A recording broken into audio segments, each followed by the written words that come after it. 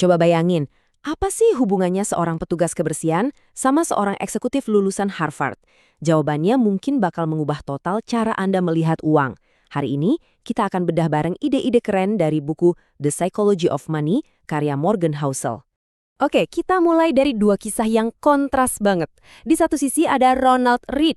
Dia seorang petugas kebersihan, tapi diam-diam berhasil ngumpulin harta sampai 8 juta dolar. Nah, di sisi lain ada Richard Fuscone, lulusan MBA dari Harvard, seorang eksekutif, tapi ujung-ujungnya malah bangkrut. Tunggu dulu, kok bisa begini? Yang satu sekolahnya tinggi, pengalamannya mentereng, tapi gagal. Satunya lagi, ya biasa aja, tapi malah super sukses. Jawabannya itu bukan soal kecerdasan atau pendidikan, tapi sesuatu yang jauh lebih fundamental, yaitu perilaku kita. Nah, benar banget. Rahasianya itu bukan seberapa pintar Anda, tapi gimana cara Anda mendikap. Inilah yang kita sebut perilaku di atas otak. Ini nih, ide paling penting dari bukunya, sukses dengan uang itu ternyata bukan ilmu pasti kayak fisika atau matematika. Ini lebih ke soft skill, artinya cara Anda bersikap itu jauh lebih penting daripada rumus-rumus rumit yang mungkin Anda tahu. Jadi, apa sih yang ngebedain Ronald, si petugas kebersihan, dan Richard, si eksekutif? Ternyata bukan ijazah atau IQ. Sesimpel ini, yang satu sabar, yang satunya lagi serakah. Dan cuma karena perbedaan perilaku itu, hasilnya bisa beda banget. Pernah nggak sih Anda lihat cara orang lain ngatur duit terus dalam hati mikir, ini orang gila apa gimana? Nah, bagian ini bakal ngejelasin kenapa sebenarnya nggak ada yang gila, termasuk Anda. Kita semua ngerasa paling ngerti lah ya cara kerja uang. Padahal, menurut Housel, pemahaman kita itu dibentuk sama pengalaman pribadi kita yang secuil banget. Misalnya nih, kalau Anda tumbuh besar pas zaman krisis ekonomi, pandangan Anda soal risiko investasi pasti beda banget sama orang yang gedenya pas ekonomi lagi bagus. Contoh paling gampangnya, lihat deh pasar saham. Pandangan Anda soal investasi itu bisa jadi cuma ditentukan sama untung-untungan kapan Anda lahir. Kalau Anda lahir tahun 1970-an, Anda bakal lihat pasar saham naik terus. Optimis kan? Tapi kalau lahir tahun 1950-an, yang Anda lihat ya pasar yang gitu-gitu aja. Beda banget kan cara pandangnya? Jadi poin utamanya simpel banget, nggak ada yang gila. Kita semua cuma belajar dari pelajaran yang beda-beda, yang dibentuk oleh pengalaman hidup kita masing-masing.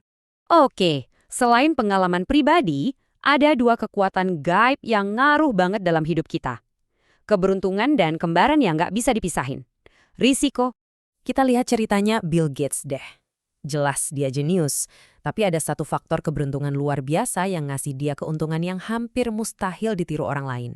Coba bayangin, peluang seorang anak SMA di tahun 1968 bisa punya akses ke komputer secanggih gitu di sekolahnya, peluangnya itu benar-benar 1:1.000.000. Nah, inilah kekuatan dahsyat dari yang namanya keberuntungan murni. Sesuatu yang sering kita lupakan, tapi perannya gede banget. Tapi, cerita ini ada sisi lainnya. Sisi yang lebih kelam, yang melibatkan sahabatnya Gates, namanya Ken Evans. Dia sama pintarnya, sama semangatnya. Tragisnya, Ken Evans juga ngalamin kejadian 1:1.000.000, tapi versi yang menyedihkan. Jadi, keberuntungan dan risiko itu sebenarnya dua sisi dari mata uang yang sama. Anda nggak bisa percaya sama yang satu, tapi nggak baikan yang lainnya. Keduanya selalu ada.